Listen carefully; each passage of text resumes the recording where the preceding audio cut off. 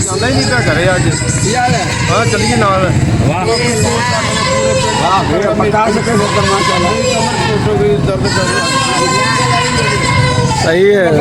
ਤੇ ਲੈ ਜਾ ਤੂੰ ਵੀ ਨਾਲ ਮੈਂ ਪੂਰੇ ਪਿੰਡ ਦਾ ਚੱਕਰ ਕੱਢ ਰਿਹਾ ਪਸੀਨੇ ਪਸੀਨੇ ਤਾਂ ਹੋ ਗਏ ਆ ਆ ਛੱਡ ਪਰ ਰੇੜੀ ਪਾ ਲੈ ਪਿੱਛੇ ਉੱਧਰ ਪਸੀਨੇ ਪਸੀਨੇ ਤਾਂ ਹੋ ਗਏ ਇਹ ਰੇੜੀ ਪਾ ਲੈ ਇੱਧਰ